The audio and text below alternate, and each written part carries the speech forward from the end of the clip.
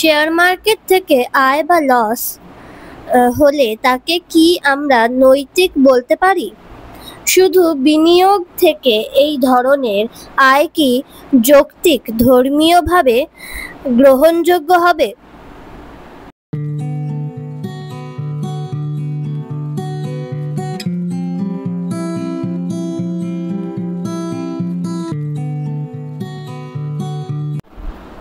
পৃথা পুরোপুরি একেবারে বিষয়বস্তুর বাইরে, ধর্মের সঙ্গে রিলেটেড নয় এমন একটা বিষয়ে প্রশ্ন করেছে। বলছে যে শেয়ার মার্কেট থেকে যে আয় হয়, রোজগার হয় বা কখনো লস হয়, এই যে বিষয়টা, শেয়ার মার্কেট থেকে আয়টা কি ধর্মীয়ভাবে যৌক্তিক বা নৈতিক হবে কিনা, হ্যাঁ, এই ধরনের বিনিয়োগ করা কি ধর্মীয়ভাবে গ্রহণযোগ্য? দেখুন, ব্যবসা যেটা আছে না, ব্যবসা এমন একটা জিনিস, একে ঠিক কোনো নীতি দিয়ে আটকে রাখা যায় না। যেমন আমাদের অনেক সময় হয় না, আলুর দাম বেড়ে যায়, হ্যাঁ, 50 টাকা কেজি হয়ে গেছে, তখন গভর্নমেন্টের থেকে চাপাচাপি করে। কেন? কারণ কোথাও যদি মনে হয় যে এটা বাড়াবাড়ি রকমের হয়ে গেছে, তখন কোথাও না কোথাও একটা নিয়ম আটকে দেয়। সেই প্রশাসনিক ক্ষমতা দেশের, রাষ্ট্রের আছে। তো যে কোনো কিছুই নিয়ন্ত্রণের বাইরে থাকলে কি হয়, তা মানে অসৎ ব্যবহার হতেই পারে। তো শেয়ার মার্কেটে আয়, রোজগার, লস হয়ে যাওয়া, এই সব কিছুই যদি মানে নিয়ন্ত্রণের মধ্যে থেকে সবকিছু হয়, কন্ট্রোলড হয়, এখন যেটা হয় সেবি বিভিন্ন রকম নিয়ম কানুনের মধ্যে থেকে এটাকে কন্ট্রোল করে, তো সেসব যদি হয় তবে ঠিক আছে। আর যদি সেখানে এমন কিছু এখনো থেকে থাকে যেখানে কোনো একটা কারসাজি করে কিছু লোকের অর্থ, যে লগ্নি করেছে তাদের অর্থ বেহাত হওয়ার বা হাতিয়ে নেওয়ার ব্যবস্থা, বিভিন্ন সময় আমরা বিভিন্ন স্ক্যামগুলো শুনেছি, এগুলোর সুযোগ যখন থেকে থাকবে, হ্যাঁ, তখন ভীষণই অনৈতিক। সামাজিকভাবেও যে কোনো মানুষকে জিজ্ঞেস করলেই সে বলতে পারবে গরিবের অর্থ লুটে নেওয়ার যে ব্যবস্থা, চক্রান্ত, ষড়যন্ত্র, এসব করে যখন ব্যাপারগুলো হবে, এটা ধর্মীয়ভাবে বটে, আইনগতভাবে বটে, ব্যক্তির বিচারের ক্ষেত্রেও বটে, ভীষণই অন্যায়, ভীষণই মানে অযোগ্য একটা ব্যাপার হবে, অগ্রহণযোগ্য ব্যাপার হবে। কিন্তু তার আগ পর্যন্ত বাকি যা আছে সব ঠিক আছে। একটা ছোট্ট উদাহরণ দিয়ে বলছি। যেমন একজন ব্যবসায়ী, সাধারণ ব্যবসায়ী, যেমন আলু ব্যবসায়ী, ধরুন না যে আলু কিনেছে 30 টাকা কেজি করে, সে হয়তো 32 টাকা কেজি বিক্রি করে, কিন্তু সেদিন এত বৃষ্টি বাদল হচ্ছে যে আলু কেনার লোক নেই, তো সে কি করবে? সে হয়তো 30 টাকাতে বিক্রি করে দেবে। কিংবা আলু তার পচে যাচ্ছে, সে কি করবে? 28 টাকাতে বিক্রি করবে, 25 টাকাতে বিক্রি করবে, 20 টাকাতে বিক্রি করবে। তাহলে একজন ব্যবসায়ী তার যে লগ্নি ছিল সেটা কিন্তু সে হারালো, কারণ তার লস হয়েছে। তো এই ব্যবসায়ী লসটা যদি আমরা অ্যাকসেপ্ট না করি বা অ্যাকসেপ্ট করে নিই, তাহলে আরেক দিন যদি এমন হয় যে সেদিন আলুর বাজারে খুব চাহিদা, সেদিন সে 30 টাকায় আলু কিনেছে, সেদিন কিন্তু সে সাধারণত 32 টাকা বিক্রি করে 2 টাকা প্রফিটে, কিন্তু সে তার যেহেতু লস হয়েছে, সে সেই লস রিকভারি করার জন্য 35 টাকা করে বিক্রি যদি করে, তাকে কি দোষ দেওয়া যাবে? দোষ দেওয়া যাবে না। কারণ কি, লাভ লসের একটা এভারেজ দাঁড়ায়। ব্যবসার কখনো লসও হয়, কখনো কি হচ্ছে লাভও হয়। এইটা ওই ব্যবসায়ীকেই ঠিক করতে দিতে হবে। সে কখনো লস করবে, কখনো কিন্তু লাভ করবে। সে অ্যাভারেজ করে তার ব্যবসাকে টিকিয়ে রাখার জন্য সে একটা পলিসি নির্ধারণ করবে। সেই পলিসির উপরে আমরা যদি হাত দিয়ে দিই তাহলে মুশকিল। গভর্নমেন্ট যদি এটা বলে দেয় যে 32 টাকার উপরে তুমি আলু বেচতে পারবে না, তাহলে কি হবে? সেই যে আলু বিক্রেতা, তার যেদিন লস হলো, সেই লস সে কিভাবে রিকভারি করবে? একসময় তো তাকে ব্যবসা ছেড়ে পালাতে হবে। তাহলে গভর্নমেন্টের রুল তাকে বিপদে ফেলে দিয়েছে। কিন্তু আবার গভর্নমেন্টের এই রুলটা থাকা উচিত যে 30 টাকায় আলু কিনেছো, তুমি 32 টাকায় বেচেছো, ঠিক আছে, 35 টাকা পর্যন্ত ঠিক আছে, কিন্তু তুমি 40 টাকা, 45 টাকা, 50 টাকাতে পৌঁছে যাও, তখন ভাই আমি কিন্তু সহ্য করবো না, কারণ আমি জানি তুমি 30 টাকাতে কিনে 50 টাকা বিক্রি করেছো। সেসব ক্ষেত্রে নিয়ন্ত্রণের দরকার আছে।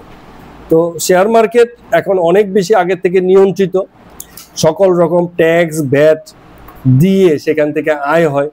সেটা সরকারিভাবে তো ভীষণ রকম বৈধ হয়, এর থেকে বৈধ কোনো আয় হয় না, কোনো কিছুই মানে সরকারি ট্যাক্স, ভ্যাট, জিএসটি এসবের বাইরে নয়। সুতরাং সেই অর্থে আয় বৈধ। কিন্তু যারা শেয়ার বাজারে কাজ করে তারা জানে যে শেয়ার বাজারে কাজ করতে গেলে কি হয়, একটা নলেজের দরকার হয়, ভীষণ রকম নলেজ। এই নলেজটাকে যদি কেউ না রাখে আর শেয়ার বাজারে শুধু লোভের বশবর্তী হয়ে অনেক টাকা আয় করা যায় এরকম একটা মনোভাবনা থেকে সেখানে যায়, লোভের বশবর্তী হয়ে। লোভীর সর্বপ্রথমই হচ্ছে যে সে মানে হারবে, যে লোভ করেছে সে হারবে, আর যে সেই কাজের জন্য যোগ্য হয়েছে সে সেখান থেকে লাভ করে বেরোবে। তো ধর্মীয়ভাবে একটা কথাই শুধু বলতে পারি, ধর্মীয়ভাবে সেই আয়টাই গ্রহণযোগ্য যে আয়টা ব্যয় হয় ধর্মীয় কাজেই। যে আয়টা আয়ের পরে ব্যক্তিগত ভোগ বিলাসে ব্যয় হয় সেটাও তো গ্রহণযোগ্য নয় ধর্মীয়ভাবে। হয়তো কেউ খুব বৈধভাবে আয় করলো, সেই আলু ব্যবসায়ী সারাদিন শেষে 500 টাকা আয় করে 500 টাকায় নিজের ভোগের জন্য ব্যয় করলো, পরিবারকে খাওয়ালো, রাত্রেবেলা গিয়ে মদ গিললো। তো ধর্মীয়ভাবে তো এটা অ্যাকসেপ্টেড না। তুমি যে আয় করেছো সেটা ঈশ্বরের আয়, ঈশ্বরের পথেই খরচ করছো হিসাব করে তোমাকে যদি খরচ করতে পারো তবেই সেটা ধর্মীয়ভাবে গ্রহণযোগ্য। এটাকে নিষ্কাম আয়, নিষ্কাম ব্যয় বলা যেতে পারে, অনেক বেশি গ্রহণযোগ্য হবে। ঠিক আছে, তবে অ্যাকচুয়ালি আয় ব্যয়ের যে হিসাবটা, এটা অর্থনীতিবিদ আরো ভালো উত্তর দেবে, কিন্তু যুগে যুগে এসবের প্রসঙ্গগুলো বিভিন্ন ভাবে মানে পরিবর্তিত হয়েছে। আচ্ছা, রবিনহুড, আমি একটু বলে নিচ্ছি, রবিনহুডের নাম শুনেছি না? হারকিউলিস, এরা দৈত্য শ্রেণীর লোক ছিল, লোকের কাছ থেকে লুটে নিত, লুটে নিয়ে আবার কি করতো, আবার গরিবদেরকে দিত, ধনীদেরকে লুটতো, গরিবদেরকে দিত। তো সমাজ এদেরকে অনেক সময় অ্যাকসেপ্ট করেছে, আবার সমাজের কোনো একটা শ্রেণী এদেরকে অ্যাকসেপ্ট করেনি, যে তাদের লুণ্ঠনের শিকার হয়েছে। হ্যাঁ, অ্যাকচুয়ালি ধনী হওয়া তো অপরাধ নয়। তো আমি ধনী হয়েছে বলে আমাকে মেরে ধরে আমার টাকা নিয়ে যাবে, আমাকে লুণ্ঠন করবে, সেটাও তো গ্রহণযোগ্য নয় না। তো এই সমাজ ব্যবস্থায় এই সাম্যতা বরাবর জগৎ চেয়েছে এবং আমরাও সকলে চাই, কিন্তু কখনোই এই জিনিসের প্রতিষ্ঠা জগতে হবে না। জগৎ ভেদেই দাঁড়িয়ে আছে, ভেদেই থাকবে। তো আমাদের পক্ষ থেকে নিয়ম কানুন, আচার, সমাজ ব্যবস্থা, রাষ্ট্রীয় ব্যবস্থা এসব করে যতটা পারা যায়, যেসব ক্ষেত্রে এই ব্যাপারগুলো এক্সট্রিম হয়ে যাচ্ছে সেসব জায়গাতে নিয়ন্ত্রণ বা কন্ট্রোলের ব্যবস্থা করাই উচিত। এবার প্রশ্ন তোমার হয়, ধর্মীয়ভাবে তো তোমাকে বলে দেওয়া হয়নি যে তোমার এই কাজটা করতে হবে, এই টাকা দিয়ে এই কাজ করতে হবে। তুমি যে বললে ধর্মীয়ভাবে অ্যাকসেপ্টেবল নয় যে তুমি সকাল মানে 500 টাকা দিয়ে তোমার ফ্যামিলিকে খাওয়ালে আর পরে গিয়ে ড্রিঙ্কস করলে, তাই তো? কিন্তু এটা ধর্মীয়ভাবে বলা যায় না, ওটা কালচারালি বলা যায় না। না, কালচার তো ওটাই, কালচার ওটা যে আমি আয় করেছি, আমার নিজের পয়সা, আমি যা খুশি করবো, ঠিক কি না? কালচার তো তাই বলে। আমাদের সংস্কৃতি কি বলে, যে তুমি নিজের পায়ে দাঁড়াও, তোমার পয়সা তুমি খরচা করবে, আমার কি বলার আছে, ধর্মের কি বলার আছে? ঠিক আছে, তো কালচারালি আমার পয়সা আমি নেশা করি, ভালো কাজে লাগাই, কি ওই মন্দিরে দান করি, এটা আমার ব্যাপার, এখানে কিছু বলার নেই। কালচার বরঞ্চ এটাকে বাহবা দিবে যে তুমি তোমার নিজের পয়সা যেখানে খুশি ওখানে খরচা করছো, এবং স্বীকৃতিও দেবে।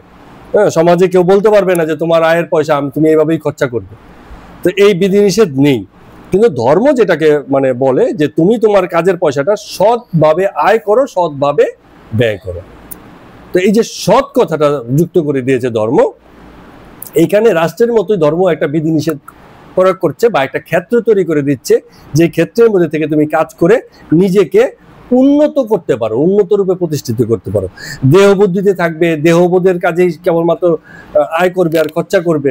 হ্যাঁ, এই এত ব্যক্তিগততা তোমাকে মানে নিঃস্বার্থ করতে পারবে না, উদার করতে পারবে না, তোমাকে বরঞ্চ স্বার্থপর এবং বিভিন্ন হিংসাত্মক মানসিকতার মানুষ করে তুলবে।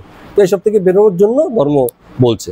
তো শেয়ার মার্কেট থেকে আয় করে সেই ব্যক্তি যদি জগতের কল্যাণে, ধর্মের কাজে, হ্যাঁ, বা নিজের পরিবারের কাজেও যদি লাগায়, তাতেও যদি তার মানে বাড়ি যদি মন্দির তুল্যতা সে দিতে পারে, তাহলে ক্ষতি কি আছে?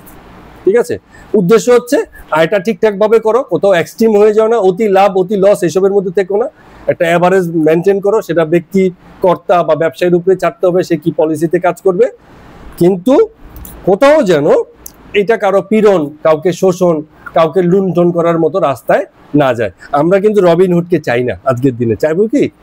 হ্যাঁ, আমরা হারকিউলিসকেও চাই না যে লুণ্ঠন করে গরিবের হিত করবে। আজকে গরিবের হিতের জন্য অনেক ভালো ব্যবস্থা আছে, সেই ব্যবস্থা না হলেও আমাদের চলবে। ঠিক আছে, পিতাকেও ধন্যবাদ।